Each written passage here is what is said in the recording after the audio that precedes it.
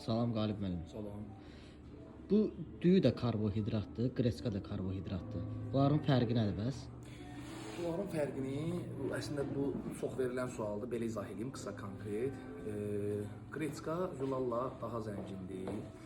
İnsanı daha uzun müddət tox saxlayır, liflərlə zəngindir.